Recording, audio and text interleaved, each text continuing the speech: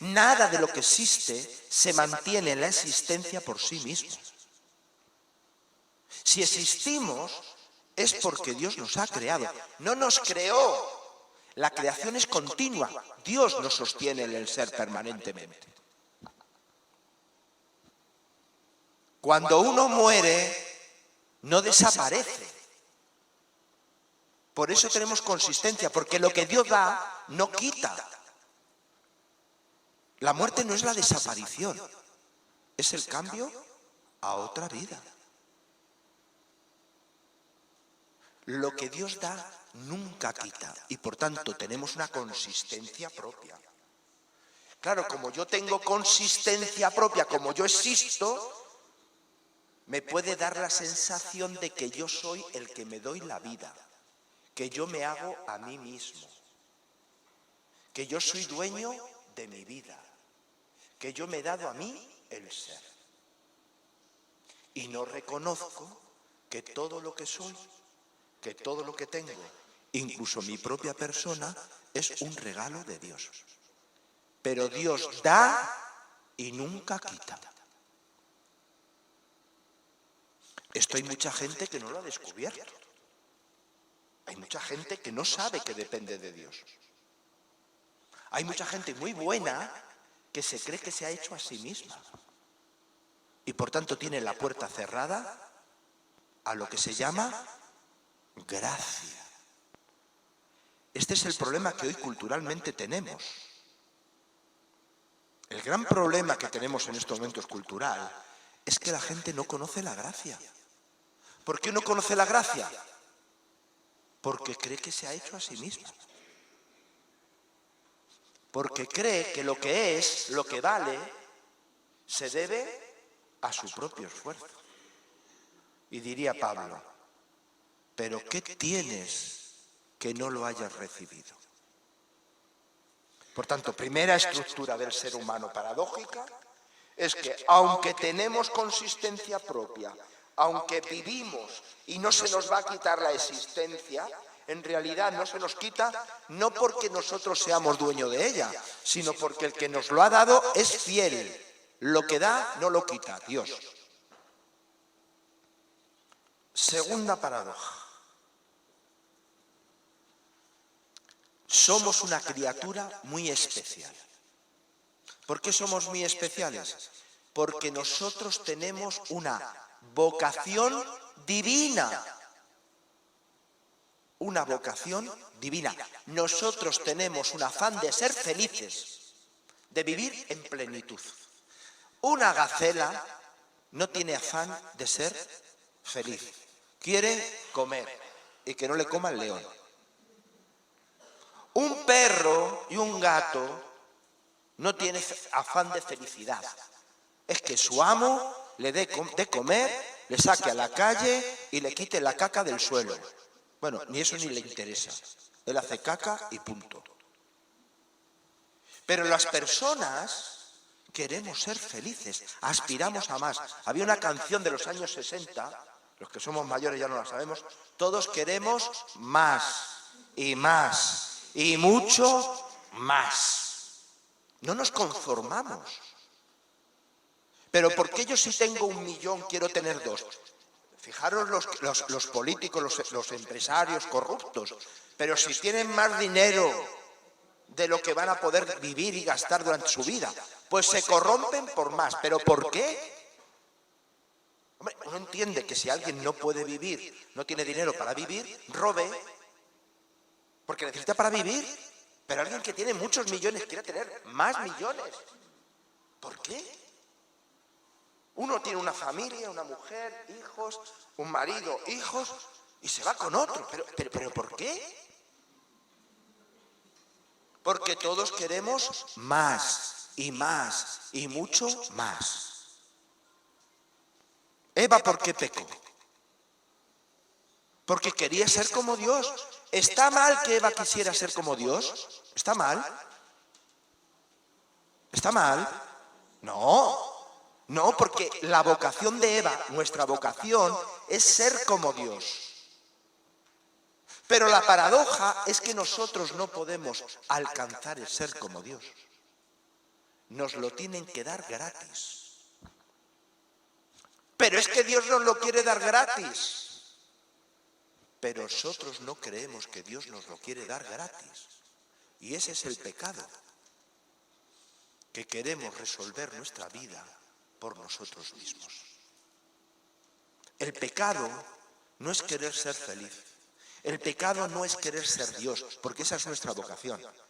El pecado es que yo quiero ser como Eva, Dios sin Dios. ¿Por qué os cuento todo esto?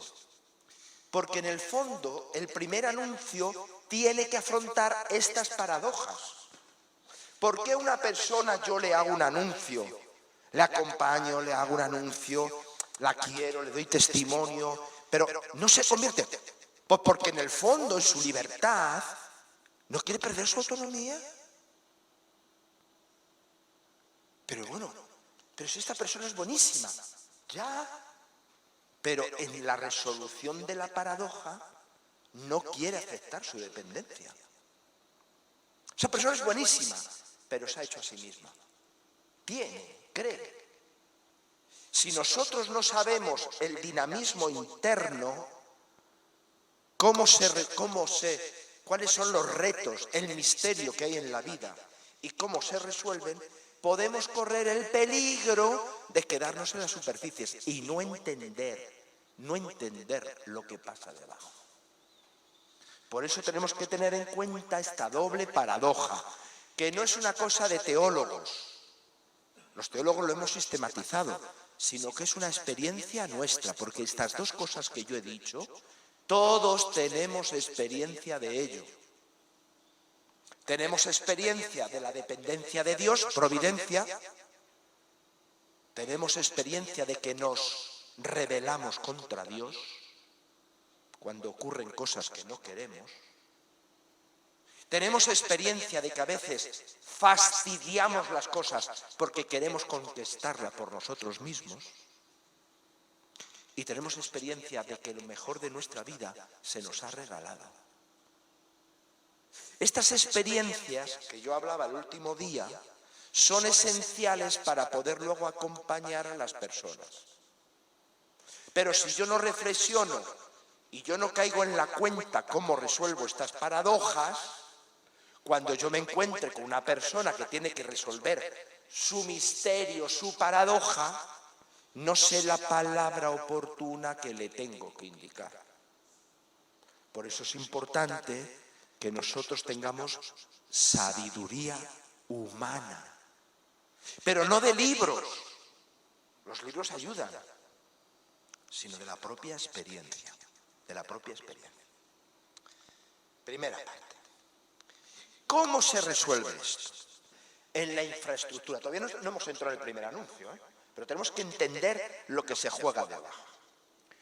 Nosotros tenemos otra falsa concepción. En una falsa concepción, nosotros pensamos que el encuentro ocurre en un punto medio. Dios está aquí, la persona está aquí, y entonces el encuentro ocurre en el punto medio. Dios se aproxima al punto medio y nosotros tenemos que acompañar a las personas hasta el punto medio para que se puedan encontrar. No. Dios no va al punto medio. Dios va a buscar a la oveja perdida. Va al extremo. Nosotros no llevamos a Dios. Nosotros creemos que en la misión somos los que llevan a Dios. No. Nosotros creemos que somos los que atraemos a Dios. No. Nosotros lo que hacemos con nuestro servicio, nuestro humilde servicio, es ayudar a la persona que Dios está en su vida y él no lo sabía. Él no lo sabía. La diferencia básica entre un creyente y un no creyente, La diferencia básica no es que Dios esté en la vida del creyente y Dios no esté en la vida del creyente. La diferencia básica es que el creyente sabe, es conocedor de que Dios está en su vida, y el creyente y el no creyente, estando Dios en su vida, es ignorante de esa presencia. No es que Dios esté en la vida nuestra, porque somos creyentes, y en cambio en la vida de mi hermano, de mi cuñada, de mi sobrina, de mis otros sobrinos, Dios no esté. La diferencia es que yo sé, estoy hablando de lo básico, yo sí que sé, conozco y he reconocido que Dios está en mi vida. Pero mi hermano, mi cuñada, mi sobrina y mis otros sobrinos no conocen que Dios está en su vida. Esto que lo estoy diciendo yo lo dice Pablo.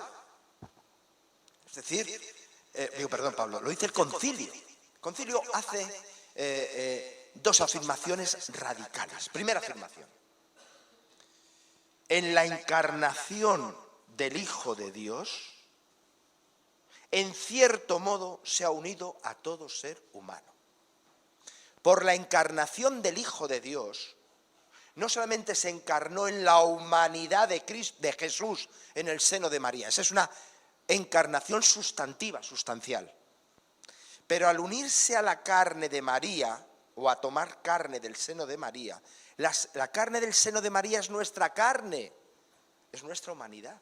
Y dice el concilio: con su encarnación el Hijo de Dios, en cierto modo, se ha unido a todo ser humano. Todo ser humano no es ajeno a Cristo. Cristo no es ajeno a todo ser humano. Y dice también el concilio, otra afirmación: por caminos solo conocidos por Dios, el Espíritu Santo une la vida de las personas al misterio de Cristo. Por tanto, estas dos afirmaciones está diciendo: Cristo ya está unido a todas las personas, en cierto modo. Nosotros tenemos que percibir cómo esas personas, sin que ellos lo sepan, están unidos a Jesús. El Espíritu actúa en ellos, porque nadie puede hacer una obra buena si no es movido por el Espíritu. Lo que pasa es que ellos se adueñan, hemos hablado al principio, se adueñan de la obra buena. Nosotros, que sabemos que las obras buenas vienen del Espíritu, nos adueñamos. Nosotros, cuanto más una persona que no sabe que el Espíritu está trabajando en él, no se va a adueñar. Pero eso hemos dicho que es pecado. Porque creo que lo bueno es mío y no me lo ha dado Dios. Y encima voy a Dios de una forma orgullosa. Señor, es que yo llevo 50 años en una parroquia trabajando y tú ahora no me lo pagas. He acudido a ti, te he pedido y tú no me oyes.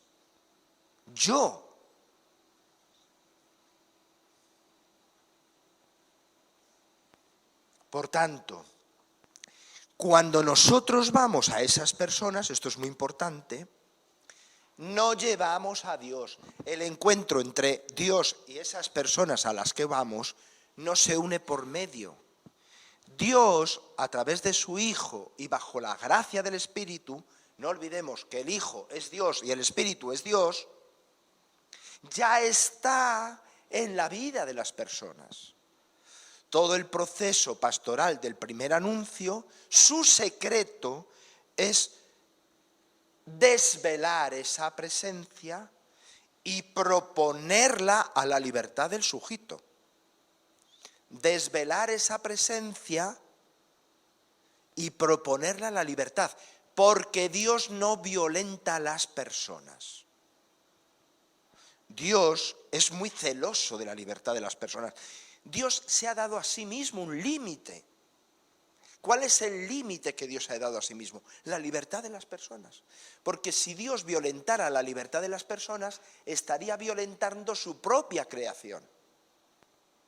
Nosotros en el primer anuncio, con lo que vamos a hablar ahora a continuación, lo que estamos haciendo, lo que vamos a hacer es acercarnos a las personas y observar de qué forma su humanidad está unida a Cristo y de qué forma el Espíritu está actuando en su vida para que al desvelarlo, anuncio, le propongamos que libremente se abra a la presencia de Cristo y del Espíritu en su vida. Ese es el misterio que vamos a servir. Por eso es importante esta introducción. Y mucha gente que está trabajando en el primer anuncio con metodologías no es consciente de este dinamismo interior. Y entonces, si uno no es consciente de este dinamismo interior, a veces no servimos la presencia y acción de Dios. Y a veces manipulamos la libertad de la persona. Es fundamental que nosotros tengamos claro este dinamismo de gracia y libertad, de encuentro entre Dios y el hombre, para que nosotros, pobres siervos, los sirvamos y no tengamos la tentación de sustituirlo, de manipularlo. Nosotros somos siervos, no sustitutos. Nosotros servimos la fe, la conversión, pero no damos ni la fe ni la conversión. Muchos de los que estáis aquí sois madres y padres y vivís el drama de que vuestros hijos han dejado la fe.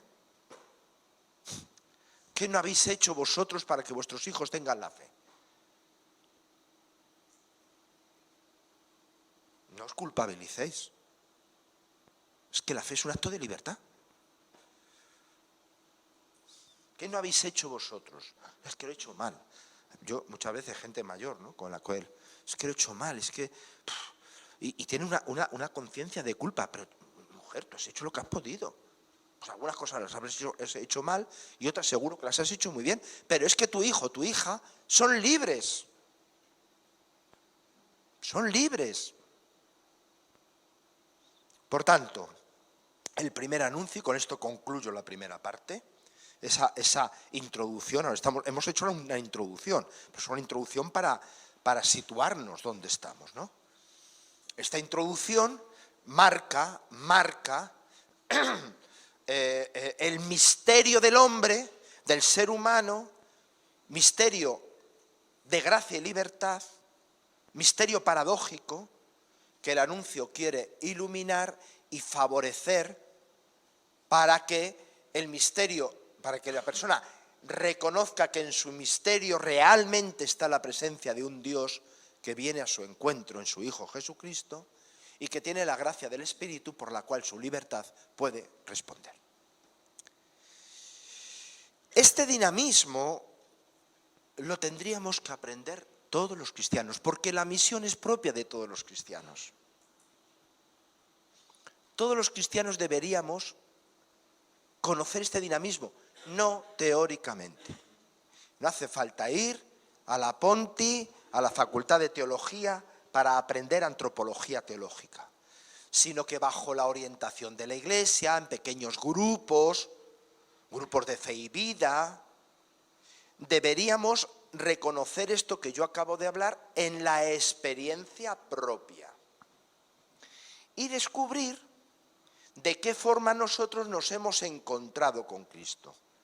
La presencia de Cristo es real en nosotros, porque en la medida en que nosotros hemos descubierto cómo nuestra paradoja, nuestro misterio, se ha resuelto con la presencia de Cristo, de pronto nosotros nos convertiremos en instrumentos para hacer visible, nada más ni nada menos, visible la presencia de Cristo en las demás personas.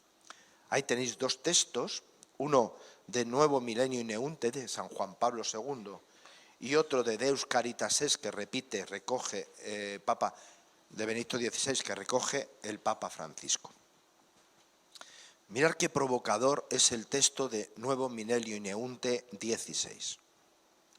Los hombres de nuestro tiempo, quizás no siempre conscientemente, piden a los creyentes de hoy no solo hablar de Cristo, sino en cierto modo hacérselo ver.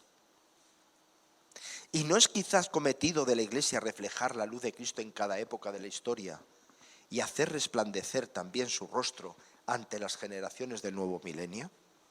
Estoy muy provocador. Porque inmediatamente que nosotros pensamos en el primer anuncio, creemos que el primer anuncio es cosa de palabras. Pero dice el Papa Juan Pablo II, dice, no. Nuestra gente, aun sin saberlo, está pidiendo que le hagamos ver a Cristo. Por eso el primer anuncio no se puede reducir a meras palabras. Porque las palabras son muy importantes, lo vamos a ver que es muy importante, pero las palabras no hacen ver. Hacen ver los testigos. Solamente un testigo puede hacer el primer anuncio.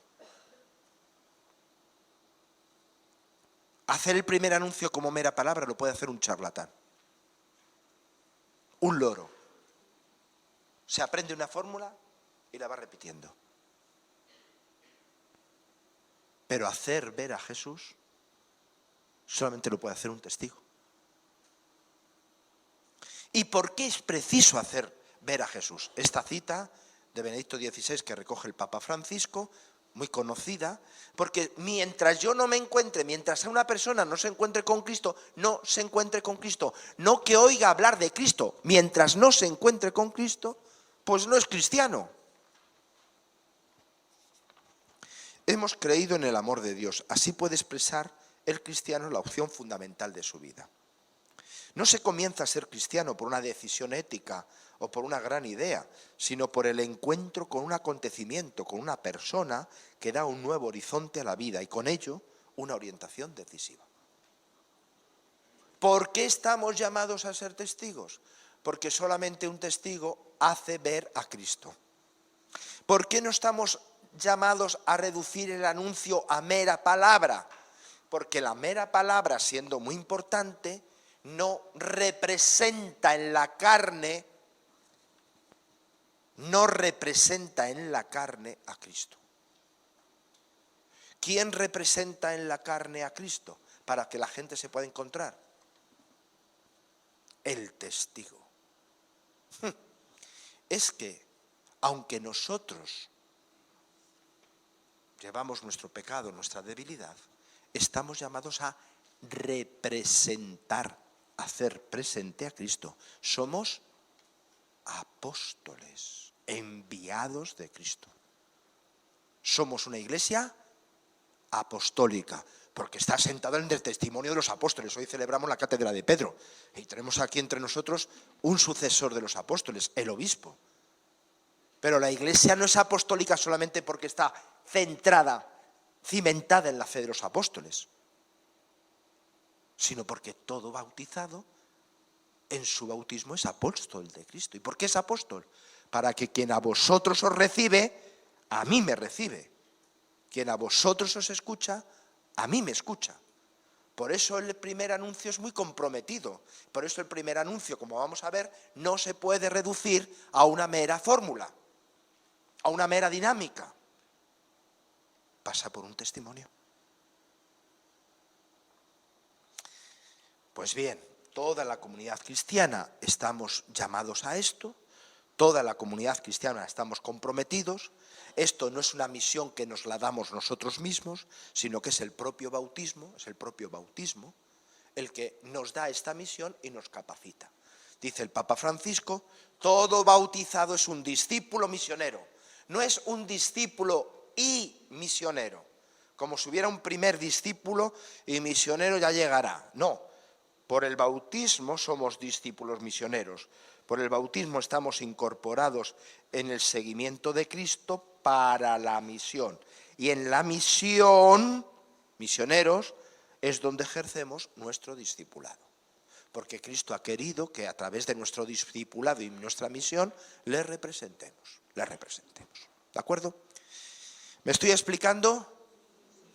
¿Me estáis siguiendo? No os perdéis por el camino, ¿eh? Si alguno se pierde, que levante la mano y le vamos a buscar, ¿eh? Bueno, hecha esta introducción,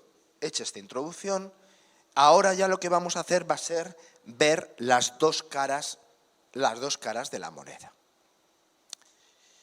¿Cuál es el itinerario, marco, las referencias esenciales del itinerario de conversión de una persona?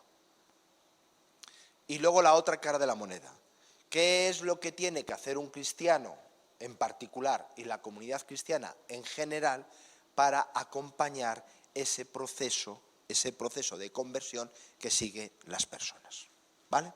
Entonces, primero vamos a centrarnos, y yo casi os apelo a vuestra propia experiencia. Vamos a centrarnos en qué es lo que tiene que pasar en una persona para que esté en proceso de búsqueda y pueda, con la gracia de Dios y su libertad, darse el encuentro con Cristo. ¿Vale? Son como cuatro pasos. Hay un primer paso, conócete a ti mismo. Segundo paso, la cuestión del sentido último. Tercer paso, el hombre activa su capacidad divina por la búsqueda de Dios. Cuarto paso es la fe y la conversión primera, definida por atracción de Cristo. Primer paso. En el oráculo de Delfos había una especie como de dintel que decía: hombre, conócete a ti mismo. O sea, es como una especie de imperativo.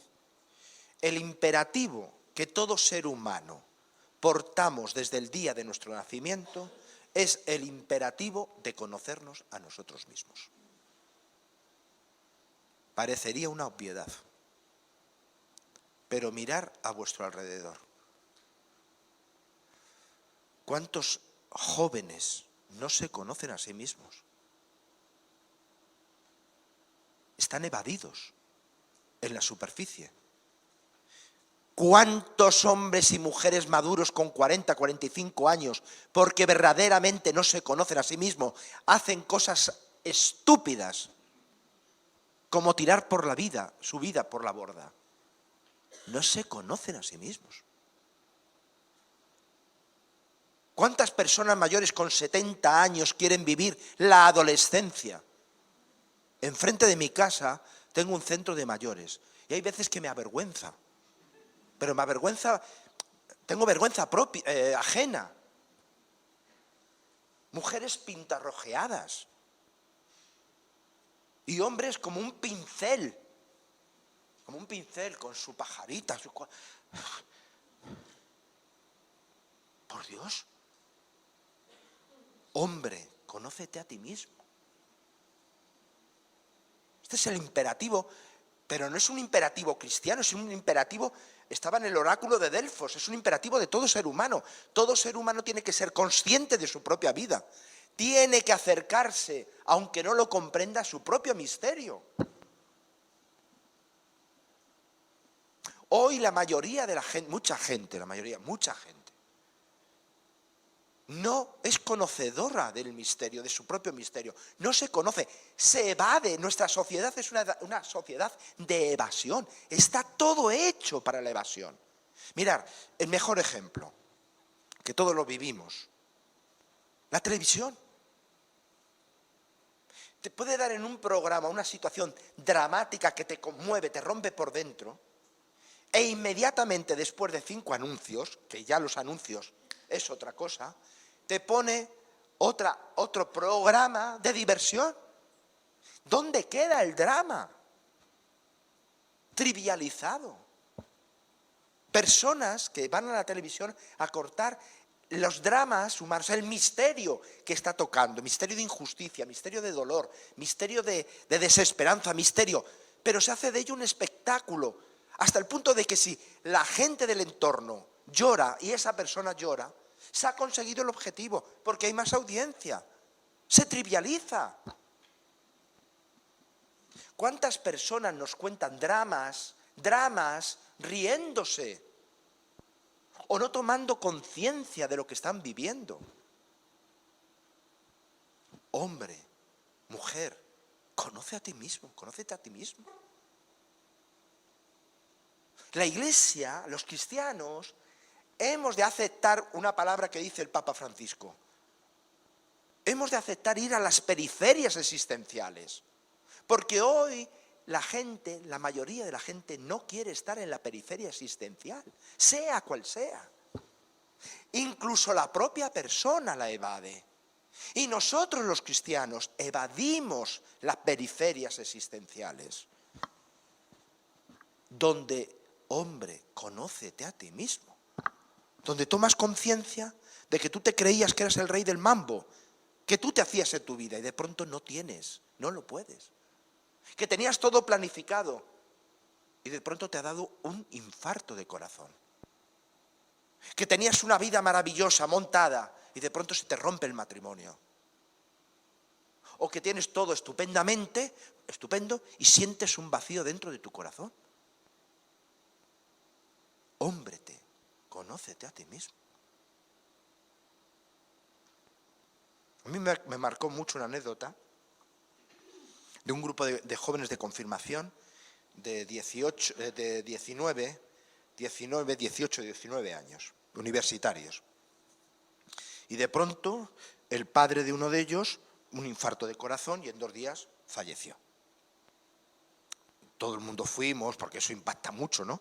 Además de la forma como fuera, un hombre, pues yo qué sé, tendría 48 o 50 años, ¿no? Un infarto, pum, pum. Entonces el grupo fue al tanatorio, tal, yo también estuve con el grupo, claro, tal. Esto debió ser un fin de semana, ¿vale? El dolor, le llamas, tal. Y todo el grupo, el sábado siguiente, le llevan a este joven a una discoteca.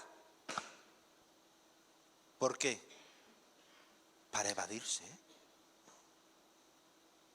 Para evadirse. Su ayuda era que se evadiera. Y le llevaron, hacía una semana y pocos días, a la discoteca. Yo me entero, porque nos da miedo conocernos. Claro, ese chaval, con 19 años, de pronto se había quedado en el aire, su familia se quedaba en el aire, su padre se enfrentaba por primera vez a la muerte. Hombre, conócete a ti mismo. El misterio que hemos hablado al principio. La Iglesia está llamada a ir a la periferia existencial. Sostener esa periferia, acompañar esa periferia. Porque nosotros conocemos el otro lado de la periferia. Nosotros conocemos el otro lado del límite. Pero si nosotros rehuimos las periferias, el límite, ni esa persona se conocerá, ni a lo mejor tendrá ocasión de que alguien le hable que detrás del límite está la gracia. Detrás de su misterio está el misterio. Hombre, conócete a ti mismo. Mientras no ayudemos a la gente a conocerse, a afrontar sus misterios, que tarde o temprano la vida nos pone frente a ello, difícilmente esa persona saldrá de su superficie. Porque nuestra sociedad es muy entretenida, divertida, muy evasiva, muy superficial. Segundo elemento, la cuestión del sentido último. Claro, si una persona afronta esos límites, se confronta con esos límites, entonces aparece un drama. ¿Cuál es el sentido de mi vida? Un sentido que durante unos años me ha podido valer, porque yo tenía sentido de mi vida. Yo he hecho mi vida para terminar una carrera. Yo he jugado toda mi vida por mi familia. Mío, te encuentras con 85 años, sola en casa, ¿y tu familia? Eso sí. No, es que mi hijo es médico. No, mi hijo es ingeniero. No, mi hijo es muy valioso, mi hijo tal. ¿Qué va a hablar una madre de sus hijos? Pero sola, con la latinoamericana, que tiene a su madre en América y la tiene que cuidar una madre ajena para sacar dinero y poderlo enviar para su madre de América. Esa mujer no te va a hablar mal de sus hijos, pero se ha troncado su sentido de la vida.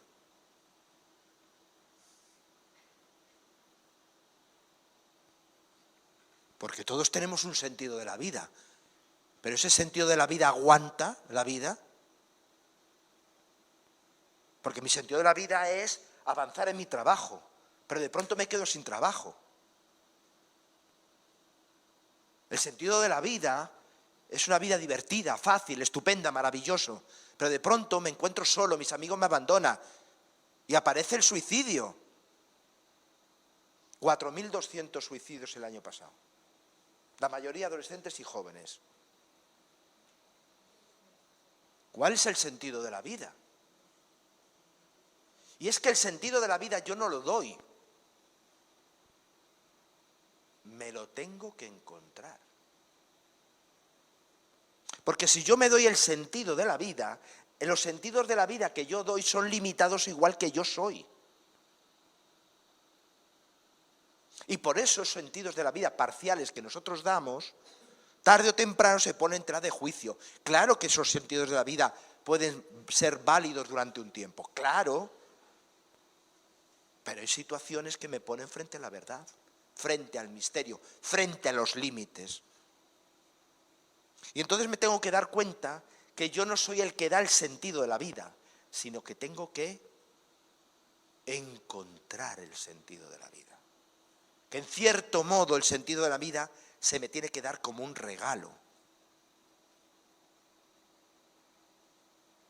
Y los cristianos conocedores de esto tenemos que acompañar esa pregunta y no precipitar la respuesta. Porque a veces nos encanta dar respuestas a gente que todavía no tiene la pregunta. A lo mejor nuestra tarea primera, aparte de acompañar el hombre, conócete a ti mismo, aparte de eso, nuestra tarea es generar interrogantes, decir, pues es que a lo mejor lo que tú creías que era esencial no lo es. A lo mejor aquello por lo que has apostado la vida, siendo muy importante, ¿cómo no va a ser importante el trabajo? ¿Cómo no va a ser importante la salud? ¿Cómo no va a ser importante la familia? Pero no es el último sentido. Porque por definición todos somos falibles. Todos hemos sido hijos y muchos habéis sido padres. Y miramos cómo hemos sido hijos. A ver si hemos estado a la altura. Porque todos somos falibles. Tiene que haber un sentido, tiene que haber algo que cubra las deficiencias. Tiene que haber algo que abarque, envuelva los interrogantes. Es el sentido último que hay que buscar.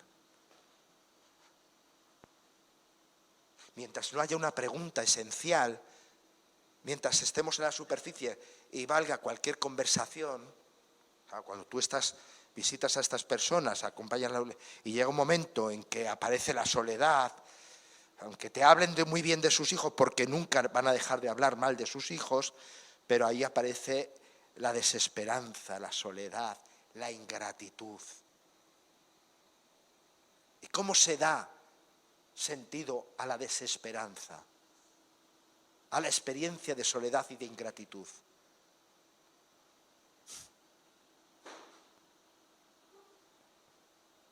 Pero hay que sostener la conversación.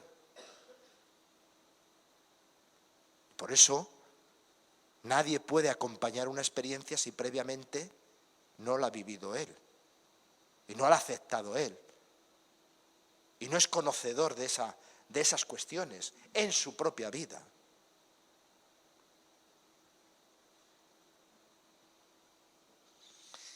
Y como el interrogante, la gran pregunta sobre el sentido de la vida, sobre aquello, no teórico, en un sentido de la vida teórico, sino como aquello que es capaz de envolver, de dar sentido, de dar sanación, de dar horizonte a la vida, pues al final el hombre activa su capacidad divina por la búsqueda de Dios. Porque el sentido no se da, se encuentra. Claro, ante una persona que sabe el sentido fracasada, no hay razones.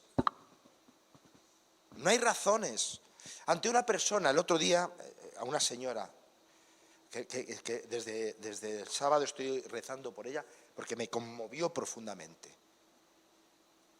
Una profesora de universidad, tal, de pronto tiene un proceso, ese proceso no está bien tratado y tiene un dolor crónico. Está en la unidad del dolor. En la unidad del dolor no le aciertan con el tratamiento. Está viviendo permanente con un dolor y se quiere morir, tiene tentaciones suicidas. Ahí no hay argumentos. Ahí no hay argumentos. No hay argumentos teóricos. El sentido de la vida no puede ser algo teórico. No puede ser una frase bonita. Ahí hay que ir a otro ámbito. Alguien que de pronto en un accidente ha perdido un hijo, ha perdido un familiar muy querido, muy estrecho. Ahí no hay argumentos. Está bien lo que nuestra sociedad provee. ¿Qué es? El apoyo psicológico. ¿Pero qué es el apoyo psicológico? Es la gestión del dolor. ¿Pero quién resuelve la ausencia de mi hijo? El apoyo psicológico, la gestión de los sentimientos. Es que al final mi hijo son mis sentimientos. Y si yo acallo mis sentimientos, ¿ya está resuelto la ausencia de mi hijo? Claro, los cristianos tenemos que ser capaces de llevar al extremo donde empieza a aparecer la actitud religiosa. Y en ese sentido somos un poquito pepitos grillos. Y no pasa nada. Pero si nosotros tenemos unos diálogos y unas afirmaciones buenistas, no pasa nada, tu hijo está con el Señor, no te preocupes. Producto live del mercado.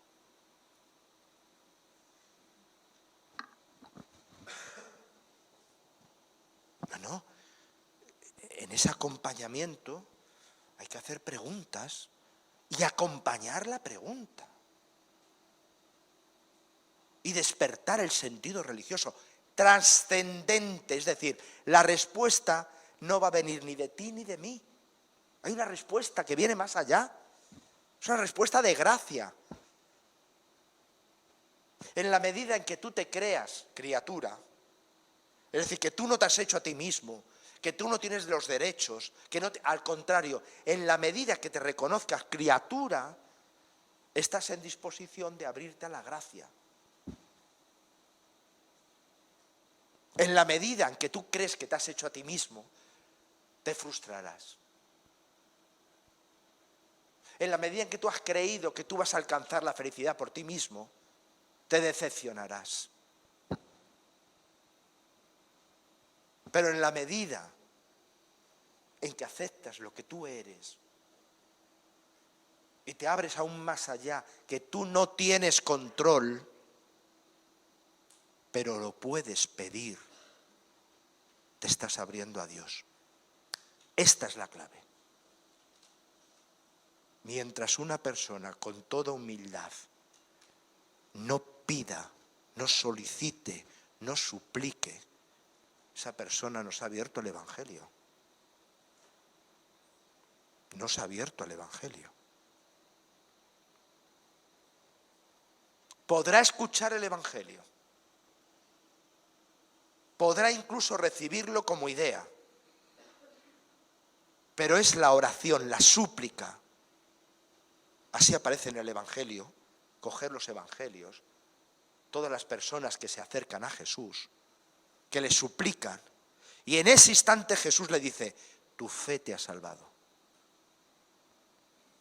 Es en la apertura religiosa donde el Evangelio adquiere sentido. Y hay que acompañar a la persona a esa apertura religiosa.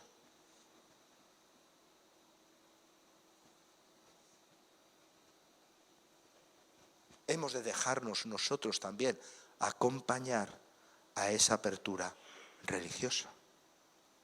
Porque nosotros cristianos de toda la vida, a lo mejor cuando han venido mal dadas las cosas, nos hemos escandalizado y no hemos ido a ese momento de la apertura religiosa donde se valida y se hace experiencia de fe. Pero si nosotros hemos validado y hecho experiencia de fe en esas situaciones, estamos en condiciones de acompañar a otros a esa pregunta religiosa, a esa apertura religiosa, a esa oración. A esa oración. Es en este punto donde encaja el anuncio. Dice, pero entonces hasta esto no hay que anunciar. Hasta esto has acompañado a esa persona en nombre de Cristo. Has sido testigo de Cristo. Hasta este punto donde tú vas a anunciar explícitamente a Cristo, has hecho presente a Cristo como testigo. Estás evangelizando, pero respetando la libertad del sujeto. Uno no es evangelizador, ni se justifica porque vaya diciendo, te anuncio que Jesús ha resucitado, te anuncio que Jesús ha resucitado. Uno es evangelizador porque has acompañado y has manifestado por tu testimonio que Cristo, del cual tú eres apóstol, está acompañando a esa persona.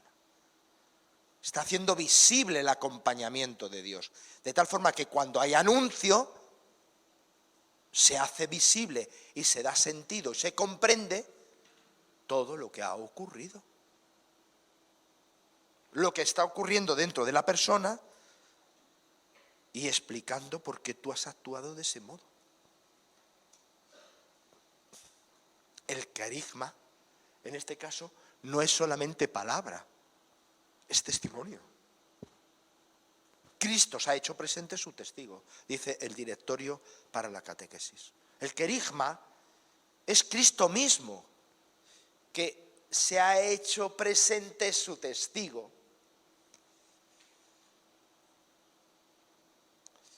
Es el momento del anuncio. Y cuando uno, y esto es muy importante, cuando uno sabe que el anuncio ha enraizado y ha iluminado a la persona, cuando nosotros, ¿qué elementos podemos discernir para saber si ese anuncio ha dado fruto o todavía no ha terminado de dar fruto, o todavía la persona no se ha encontrado con Cristo? En el ritual de la iniciación cristiana de adultos habla de las condiciones en las cuales una persona está en disposición para empezar el catecumenado bautismal. Me parece que es una expresión sencilla para saber yo si la otra persona realmente ha acogido el anuncio.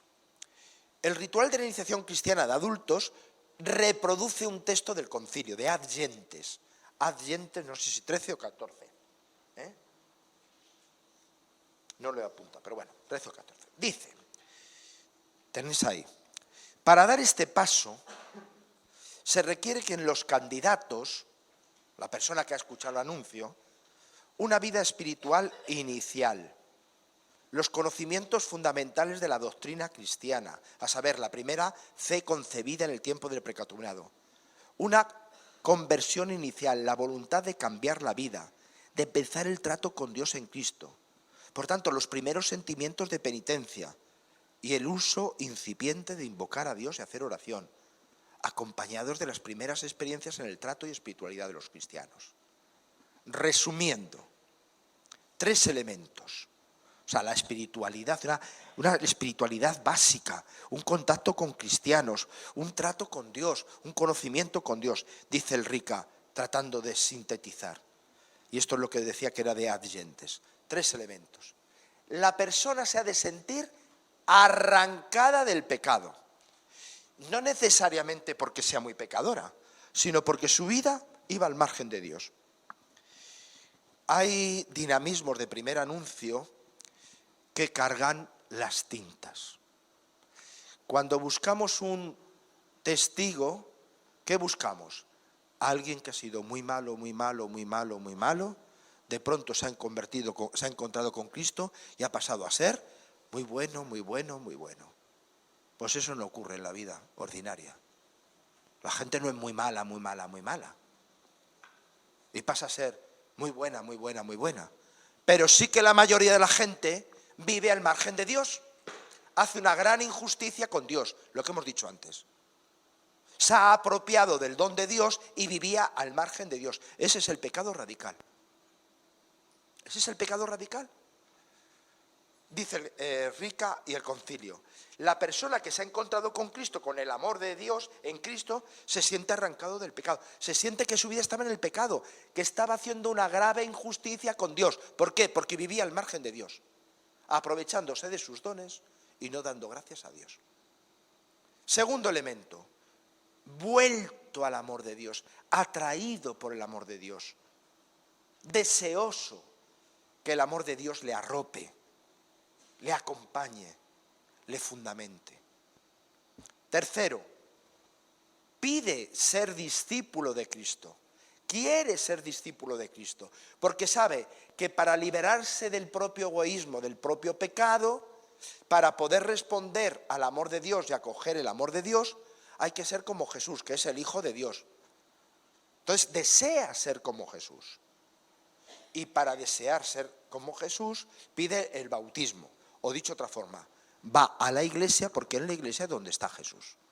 3 cosas que uno puede detectar si la persona verdaderamente se ha encontrado con Cristo.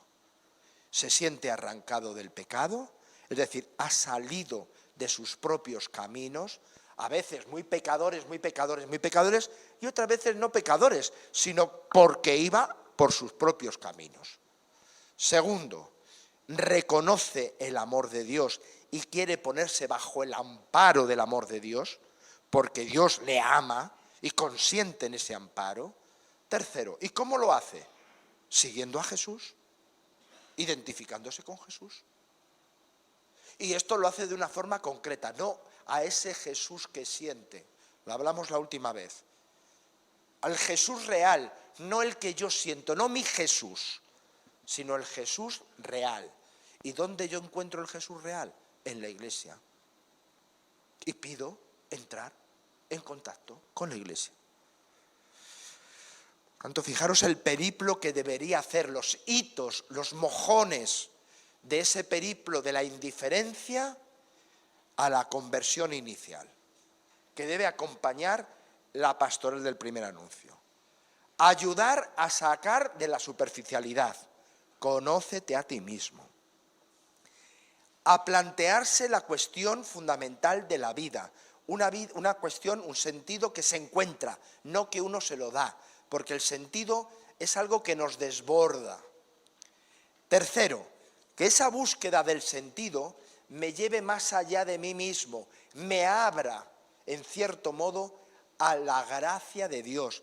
Y esa apertura se manifiesta en una oración sencilla. Y ahí es la ocasión de hacer el anuncio, y si la persona coge el anuncio, la fe y la conversión inicial tienen como características, desea cambiar de vida, arrancado del pecado, vivir bajo la protección, bajo el acompañamiento, bajo el fundamento amoroso de Dios, y esto vivido de una forma concreta siguiendo a Jesús en la Iglesia. Por tanto, ya tenemos lo que es la cara de una moneda. ¿Queda claro? ¿Las 4 cosas? ¿Sí? Vale. Y ahora vamos a la otra cara. Y ante todo esto, ¿qué hacemos los cristianos? Ya nos hemos dado cuenta que no puede ser mero anuncio, mera palabra, sino que ya nos hemos dado cuenta que para que una persona se sienta afectada en toda su vida, afronte el misterio que envuelve su vida, nosotros tenemos que ser testigos de Cristo para que cuando llegue el momento oportuno ellos descubran que en realidad Cristo les ha acompañado a través de nosotros, que somos testigos, somos apóstoles. Bueno, ¿cuál es el dinamismo del primer anuncio, la pastoral del primer anuncio? Cuatro elementos. No es primero, segundo, tercero y cuarto, sino que son elementos que se articulan, Primer elemento, presencia significativa. Segundo elemento, testimonio. Tercer elemento, diálogo, escucha. Cuarto elemento, primer anuncio. ¿Vale?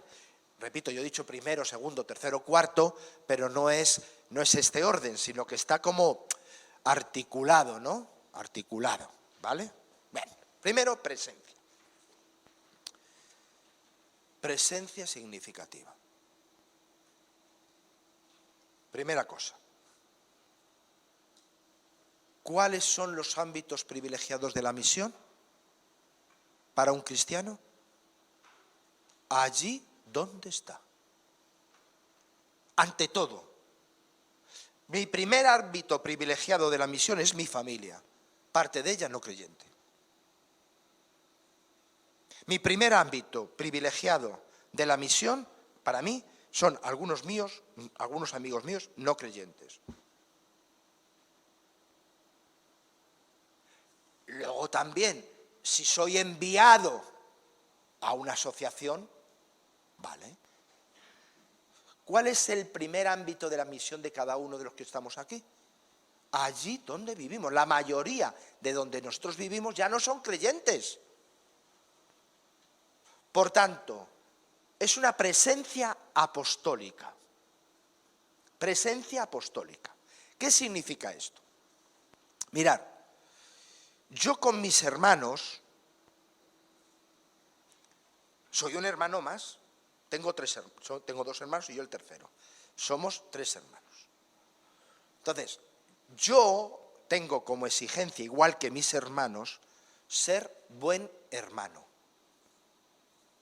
Tengo que ser un hermano más. Ojo, esto no es poca exigencia, porque a veces los cristianos somos gente rara. Y con eso de que somos cristianos, nos abstenemos de ser uno más. Por tanto, lo primero es que yo sea un hermano más. Pero mientras que mis hermanos se representan a ellos mismos y le es suficiente ser buen hermano, imperativo natural, yo en medio de mis hermanos que no son creyentes, además llevo la representación de Cristo. Por tanto, mientras que para ellos es suficiente ser un hermano más, yo no puedo ser un hermano entre tantos. Tengo que aportar un plus. ¿Cuál es el plus? La representación de Jesús. Y entonces, si mis hermanos, si alguno hace algo mal, le deja de dirigir la palabra o le devuelve mal por mal, yo, como llevo la representación de Cristo, lectura del Evangelio de mañana, me trago la ofensa me trago la ofensa y sigo manteniendo la conversación y otorgo el perdón. Porque yo no soy un hermano más. No soy uno de tantos. Yo soy un representante y apóstol de Cristo. Claro, en la presencia es donde se juega la prueba del algodón. Porque si yo soy muy cristiano, muy de misa y muy golpe de pecho, y actúo como un hermano más, no hay novedad cristiana. Pero es que nosotros nos situamos como uno de más. Pero no, o sea, como uno de tantos. Somos uno más, pero no uno de tantos. Con lo cual es una presencia significativa. ¿Significativa por qué? Y ahí pongo una serie de elementos. Porque es una presencia encarnada, somos uno más, pero portamos una novedad, la representación de Jesús. La representación de Jesús. Ahí empieza el testimonio. Me estoy alargando. Me queda el testimonio. ¿Cómo aparece ahí la novedad de vida? Primero, para mí es sustantivo la vida teologal. ¿Qué es la vida teologal? Dios está en el centro de mi vida. Fe, esperanza, caridad. Un cristiano es cristiano porque tiene una vida nueva. Una vida desde la fe, lee las cosas desde la fe, se proyecta en la caridad, en un amor que va más allá del amor propio, amor de nuestro origen, sino que es el amor de Cristo, y porque actúa con una esperanza en el más allá. Segundo, hombre, somos miembros de la Iglesia, nuestra presencia es eclesial. Yo no voy ahí porque sea más majo que nadie, sino que yo voy enviado por la Iglesia. Luego, tengo una vida ética, Claro, si mi vida ética contradice mi vida ordinaria y soy el más tramposo de todos, pues malo. Una vida de servicio y entrega. Es decir, que haya un plus de disponibilidad, que haya un poquito más allá de la media, de tal forma que eso visibilice que yo porto una vida nueva, una gracia recibida. Claro, si yo mañana, lectura del Evangelio de mañana, si yo al que me da una bofetada, yo le devuelvo la bofetada, entonces no estoy aportando la novedad que yo he experimentado en la misericordia de Dios. Es que yo he hecho muchas ofensas a Dios. Y siempre que he ido a Dios he encontrado su misericordia. Por tanto, la persona que me ha ofendido me costará trabajo, pero estoy llamado a ser testigo de esa misericordia. Si soy testigo de esa misericordia, entonces mi propia vida es un testimonio de algo recibido.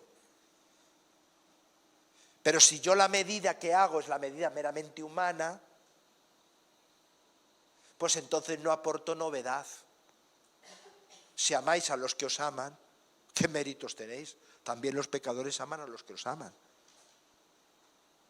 Pero si perdonáis, amáis, rezáis a aquellos que os ofenden, entonces sí que estáis aportando una novedad. ¿Cuál es la novedad? El amor recibido del Altísimo que hace salir el sol sobre buenos y malos. Novedad de vida. Tercero, diálogo. Claro, si yo soy uno más y la gente me acepta y yo les acepto y no soy un meteorito, a veces los cristianos parecemos meteoritos que caemos allí, sino que si yo soy uno más, la gente me acepta y yo me acepto porque no soy raro, no soy un bicho raro, y además mi vida empieza a ser significativa, a lo mejor no al principio, pero cuando pasa un tiempo hay personas que se empiezan a confiar en mí empiezan a tener conversaciones en profundidad, entre otras cosas porque yo también las propicio. Claro que puedo hablar del Real Madrid y del Atleti que van a jugar, no voy a estar siempre hablando de cosas trascendentes. Pero hay momentos donde uno ve la puerta abierta para entrar en una conversación en profundidad personal. O la otra persona se confía a ti y te cuenta algo muy personal. Claro, es el momento de hablar, de abrir el corazón, de expresar, a lo mejor la otra persona no lo sabe, cómo el Espíritu está trabajando en él. Es el momento de escuchar los interrogantes, las dudas, las confesiones, los anhelos. Y es en esa escucha donde nosotros ponemos en la pista hacia Dios, lo que hemos dicho antes. Generamos preguntas, orientamos hacia Dios, movemos a la oración. Dice el Papa Francisco, creo que en el 112 de Evangelii Gaudium, es el momento a lo mejor de decir, mira, lo estás pasando tan mal, si quieres nos ponemos juntos a hacer una oración. Si tú no crees, lo hago yo, pero delante de ti. No pasa nada. Ese no es ese diálogo de intimidad donde de pronto se van abriendo puertas. Donde aprendemos cuáles son sus preguntas, sus interrogantes, para que a partir de los elementos de esa conversación yo haga el primer anuncio. El anuncio siempre es el mismo. ¿Cuál es el mismo? Jesús está en tu vida y está obrando en ella la salvación de Dios nuestro Padre. Si tú te abres, Él podrá actuar. Ese es el anuncio. Pero no es lo mismo ese anuncio a una madre que acaba de dar a luz que una madre que acaba de perder un hijo. A una madre que acaba de dar a luz hay que decirle de una forma diferente cómo Jesús está en su vida. Cómo se convierte en protector de su hijo. Y cómo realmente está bajo la misericordia de Dios hasta el final de sus días. Para una madre que ha perdido a su propio hijo, el anuncio de Jesucristo tiene otro tono. Dios conoce tu dolor. Porque Dios ha visto morir a su hijo en la cruz.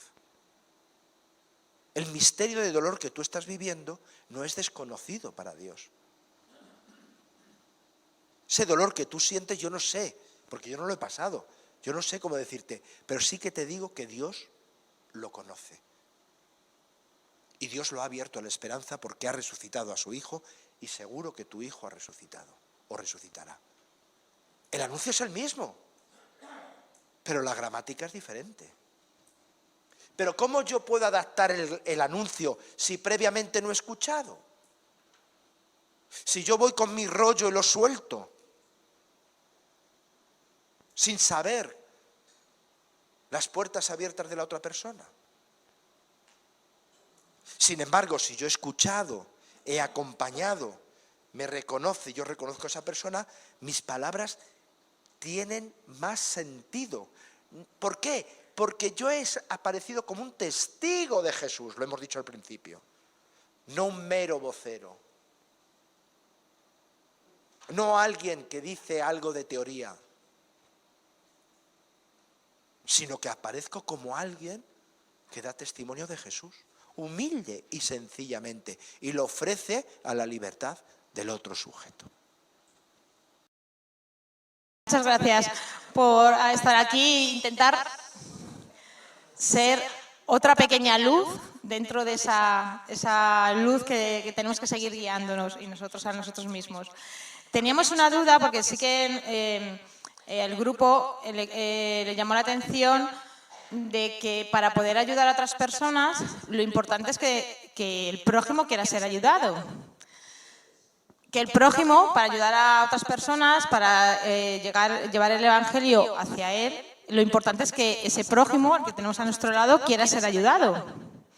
Entonces eso fue lo que les llamó la atención, que no nosotros tenemos que ir y decir, oye, mira qué bien, que vengo a anunciarte, vengo a decirte lo bueno que es Jesús. Si esa persona no está preparada, no no hace nada allí dentro. No puede surgir con nada en esa persona. Entonces, eso fue lo que más le llamó la atención a alguno de nuestros compañeros. Y lo que se preguntaba que es que si la fe es un don que tenemos. Y otra pregunta que nos surgió es que llevar el anuncio a los jóvenes y a los adultos lo vemos como algo más asequible. ¿Cómo podríamos llevar ese primer anuncio a los niños? Porque sí que hay mucho material, pero ¿cómo lo podemos transmitir de otra manera? Gracias.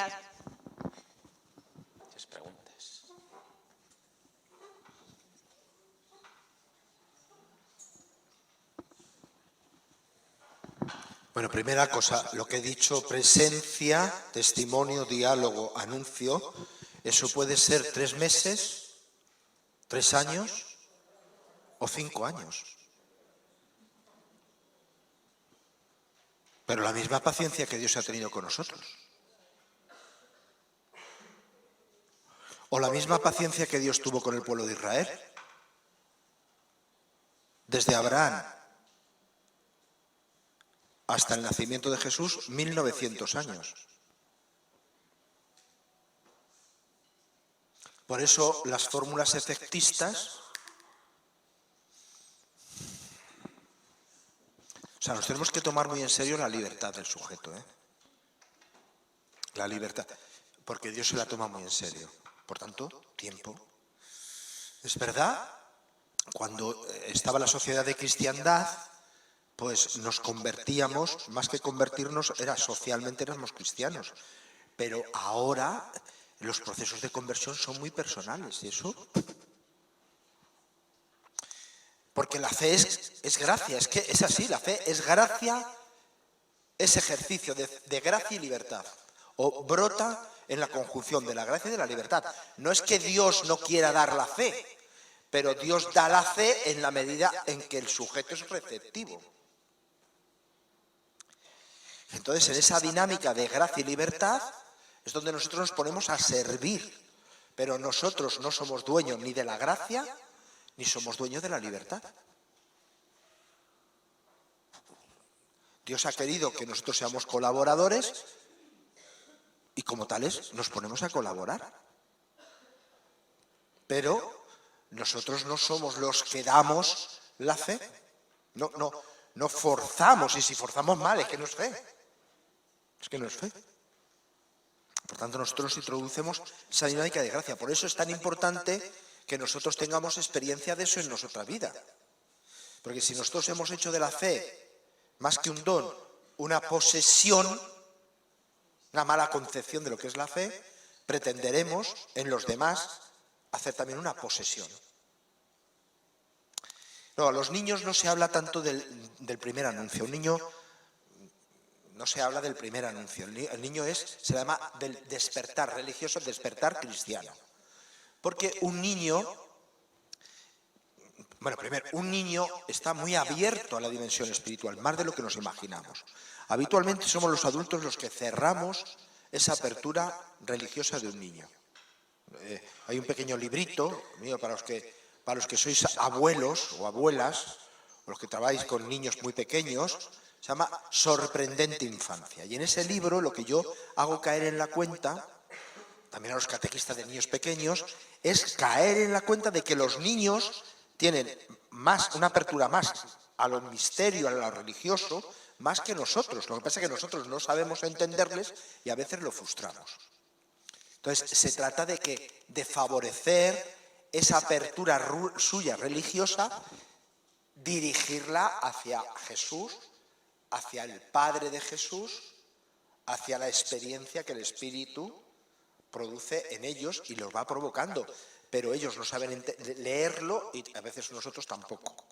Nosotros lo que hacemos es leer, lejos de leer la experiencia religiosa que puede tener un niño, repito, que es más proclive a ello que nosotros, a veces lo que hacemos es cerrar esa experiencia religiosa, porque le queremos transmitir lo nuestro, y a veces lo nuestro está poco atravesado de la experiencia. Por tanto, al niño más que primer anuncio es un despertar cristiana.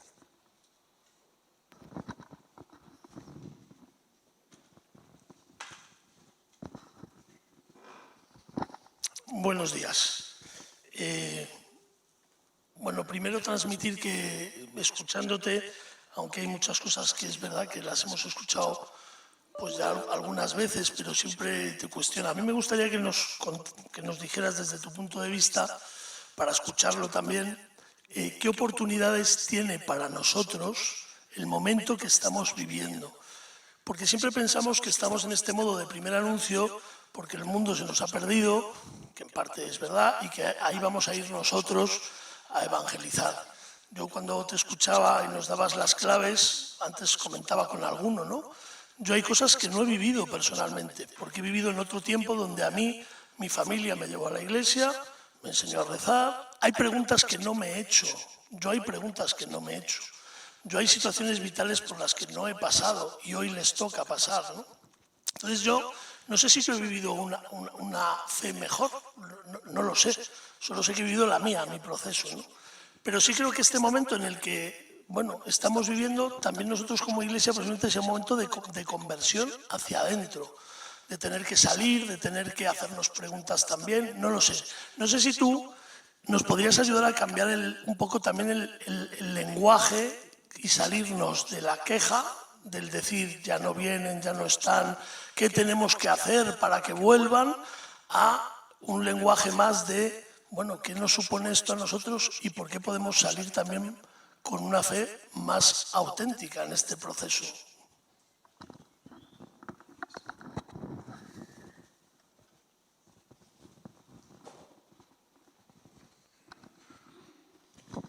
Es verdad, tienes razón. Por eso nos está costando tanto trabajo la conversión misionera. Con una forma, con unas palabras o con otras, desde el Concilio Vaticano II se planteó la conversión misionera, con otras palabras, ¿no? Pero claro, nosotros, la mayoría de nosotros, hemos sido educados en la cristiandad. Entonces es un dinamismo que nos cuesta trabajo, no lo hemos experimentado. Entonces nos cuesta trabajo. Nos cuesta trabajo primero la concepción del tiempo nuevo que nos toca vivir. Y nos resistimos. Y muchas dentro de la Iglesia miran hacia atrás y quieren reeditar anterior al Vaticano. O sea, quieren reeditar, ¿no? Y luego, aún cordialmente queriendo descubrir que hay un tiempo nuevo, no tenemos destrezas. O sea, no estamos, ¿no? Fíjate, yo creo que la clave es abrirnos a la verdad, a nuestra verdad. A nuestra verdad. En el Evangelio de Marcos, el Evangelio de hoy de Mateo, que es la confesión de Pedro, Pedro lo que hace, o sea, Jesús lo que hace es enfrentar a Pedro a la verdad de lo que dice.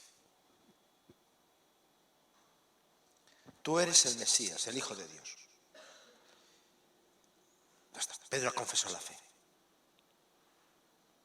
Y Jesús dice, el Hijo del Hombre sube a Jerusalén, será entregado por los sumos sacerdotes, tal, morirá y al tercer día resucitará.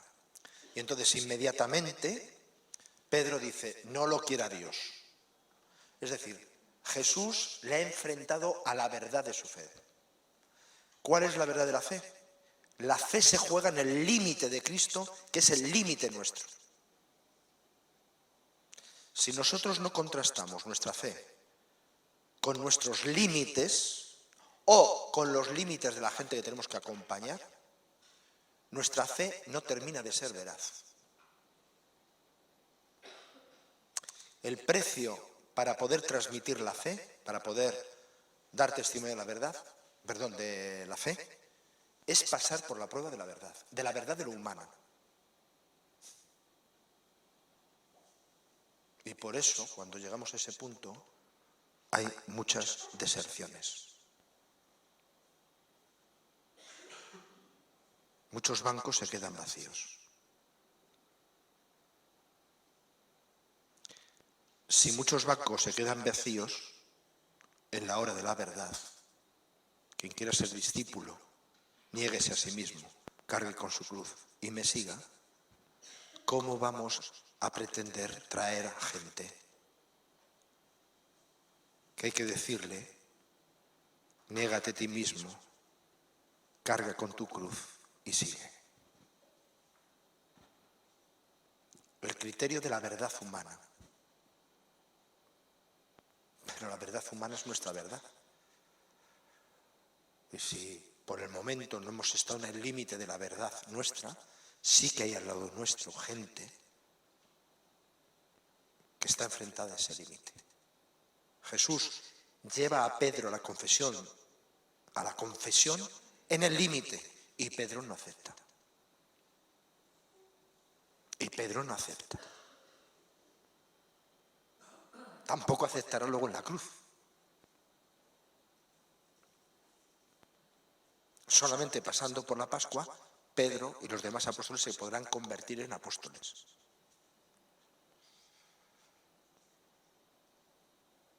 Dicho de otra forma, es que lo de la fe va en serio.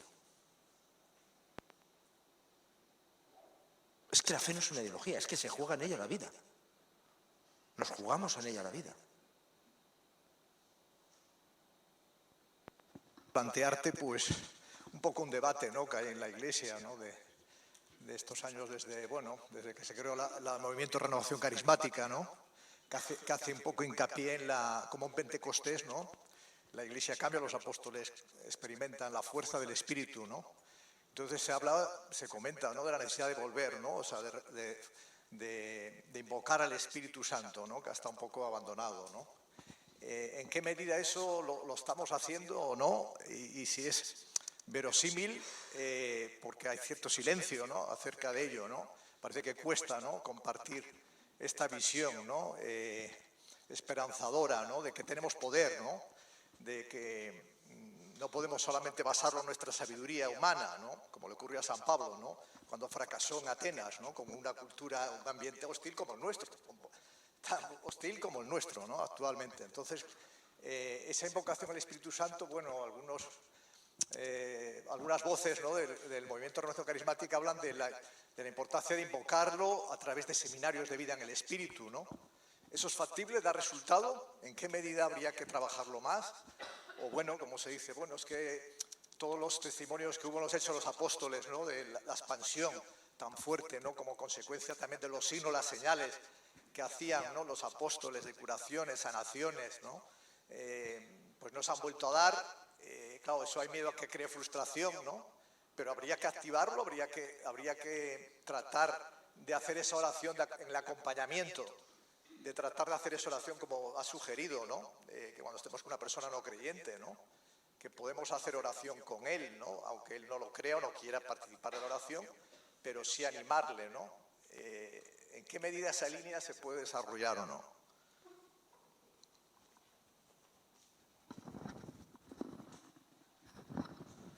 ¿Por qué el Papa ha convocado a la Iglesia a ser más sinodal? ¿Cuál es el objetivo?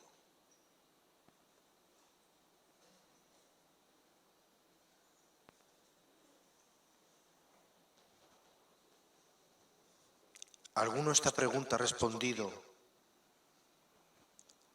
para que la Iglesia sea servidora del Espíritu? Si alguno se ha respondido esta pregunta, que levante la mano. Con esta respuesta, que levante la mano. Ninguno.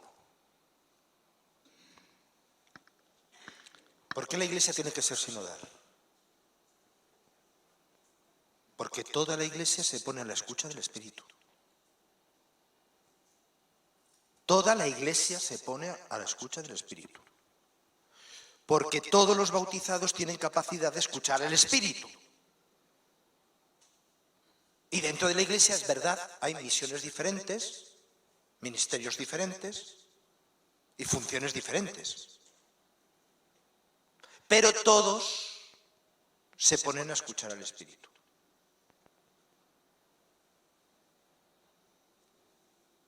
Sinodalidad. ¿Qué es lo que pensamos? Todos participamos. ahora el poder se reparte. Ya los curas no tienen la única palabra. Mal. Así lo hemos escuchado. Así lo hemos recibido.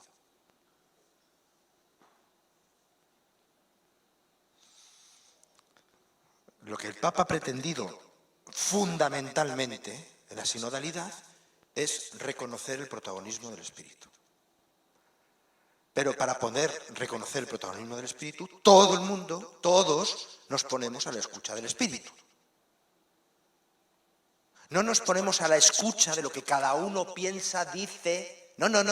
Se da por supuesto, o se da como presupuesto que todos, en virtud del bautismo, nos hemos puesto a la escucha del Espíritu, y como es una escucha que desborda a cada uno, nos escuchamos entre nosotros. Los obispos escuchan al pueblo de Dios y el Papa escucha al Colegio Apostólico, y entre todos nos ponemos bajo esos elementos de articulación al servicio del Espíritu, porque el protagonismo es el Espíritu. Pero espontáneamente, a la pregunta que yo he hecho, ninguno habéis pensado en el Espíritu. Dicho esto, evidentemente, este tiempo actual no se puede afrontar sin el Espíritu.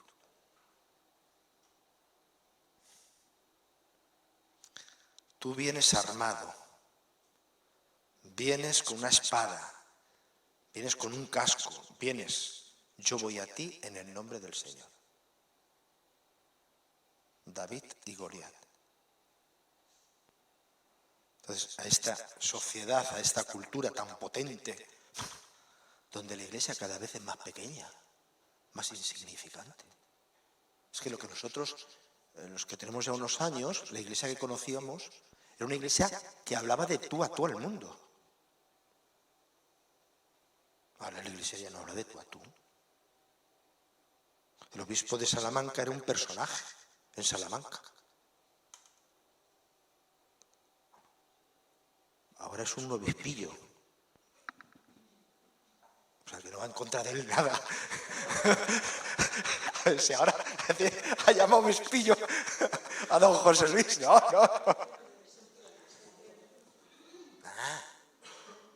Antes el obispo de Salamanca no podía faltar en nada. Si ahora parece que le hacen un favor. ¿En qué lugar está la noticia de la enfermedad del Papa?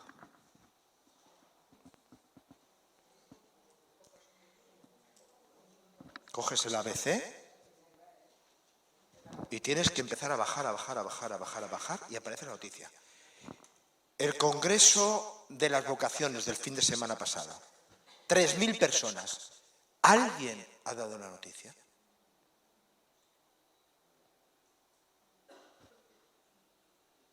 Entonces, a esta sociedad va un pequeño David en el nombre del Señor, en el Espíritu. Por tanto, todos estamos a la escucha y al servicio del Espíritu, de Dios, que es Dios mismo. Y luego hay formas determinadas. La renovación carismática es un modo particular. Los seminarios de vida espíritu es otro modo particular. Para estar atentos al Espíritu no hay que hacerse carismático.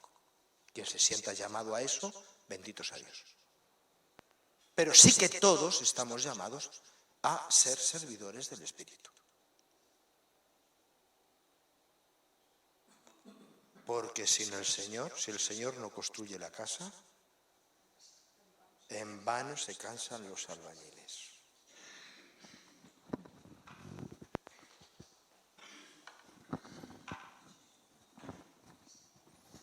¿Nadie más? Sí. Bueno, simplemente como al final quizás no te ha dado tiempo a exponer la conclusión, que a mí me parece muy sugerente, pues ya está. Yo lo que quería preguntarte un poco, porque me parece muy sugerente, lo de iniciarnos en el acompañamiento misionero. Me parece sugerente y muy importante, ¿no?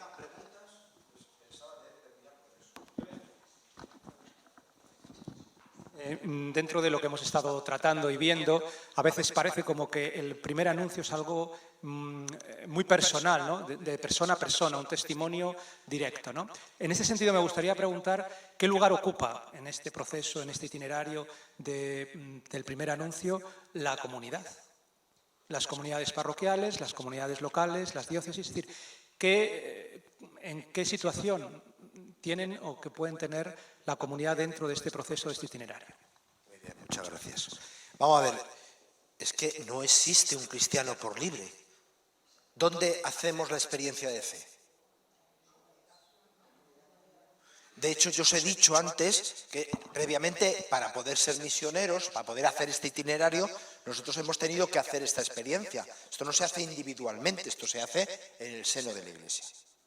Pero a la vez es en la Iglesia donde el primer contacto con Cristo se consuma, se madura y se hace ya una experiencia estructural, estable. Por tanto, es verdad, no he hablado de la comunidad cristiana, pero la comunidad cristiana es... dice el directorio hablando de la catequesis, pero se puede decir perfectamente de esto, es el origen, todos somos enviados por la Iglesia, por una comunidad cristiana inmediata, es el medio porque ese primer anuncio tiene que enraizarse precatequesis, tiene que enraizarse catequesis querigmática, tiene que enraizarse en una comunidad y se convierte en meta, porque ese anuncio que estructura la vida se convierte en vida cristiana en la comunidad cristiana, en la comunidad eclesial. Por tanto, sí, o sea, no he hecho referencia porque quería subrayar mucho la responsabilidad personal que no individual. Un cristiano siempre su responsabilidad es eclesial. Hay un texto maravilloso de Evangelii Nunciandi que dice, imaginemos... Se imagina, yo me imagino que Pablo VI en ese momento estaba pensando en la Amazonía o en África, estamos hablando del año 75, dice, imaginemos un evangelizador en medio de un pueblo, ¿no? En medio de un pueblo más allá de la comunidad cristiana. Dice, aunque parezca que es individualmente el que está allí, en realidad su actividad está unido a la Iglesia por lazos invisibles, está unidos a la Iglesia. Está sustentado en la Iglesia. No solamente porque es enviado por la Iglesia, sino porque la propia oración de la Iglesia, la experiencia de la Iglesia, está latiendo en él. Y toda su obra es una obra eclesial. Se consuma su obra en la medida en que hay luego una inserción en la Iglesia. Por lazos invisibles, toda su actividad está unida a la Iglesia. Entonces, sí, la Iglesia está ahí, está ahí. No, voy a hacer la lectura última.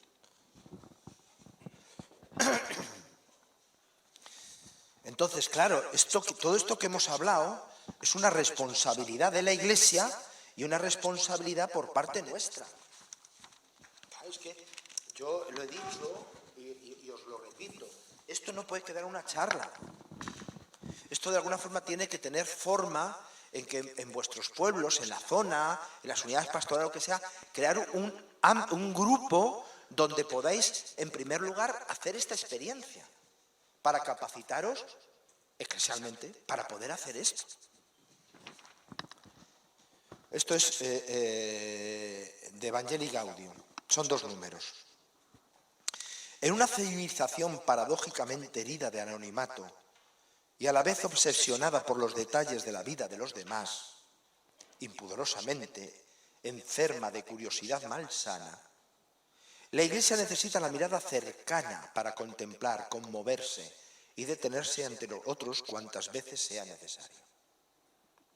En este mundo, los ministros ordenados y los demás agentes pastorales pueden hacer presente la fragancia de la presencia cercana de Jesús y su mirada personal. La Iglesia,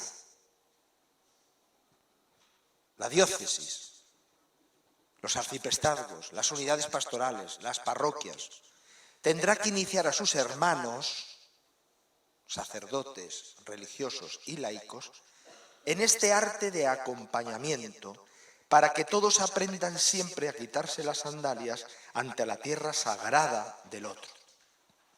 Tenemos que darle a nuestro caminar el ritmo sanador de la proximidad, con una mirada respetuosa y llena de compasión, pero que al mismo tiempo sane, libere, aliente a madurar en la vida cristiana.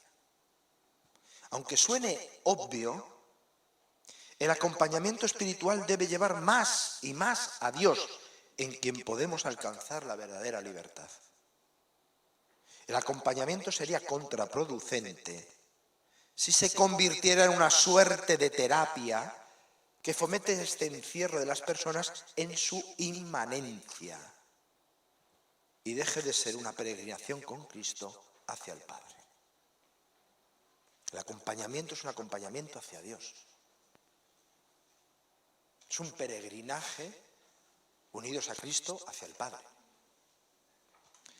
No es terapia de psicoayuda. Uno va a las grandes librerías religiosas y en espiritualidad te encuentras claves para la autosanación, la autorrealización, la autotrascendencia, la auto. Hay que aprender. O sea, los que somos de cristiandad no hemos aprendido a esto, y tenemos que aprender. Y la gente joven, sois más jóvenes, estáis más a tiempo de generar, de adestraros en esta dinámica. Y por eso hay que crear la Iglesia. Tiene una obligación, la Iglesia tendrá que iniciar a sus hermanos en este arte del acompañamiento, es una prioridad, porque es la base para el primer anuncio, para una evangelización primera, que pasa por estar presentes, ser testigos, saber dialogar y escuchar, saber anunciar de una forma significativa. Es el acompañamiento para llevar a Dios. Muy bien.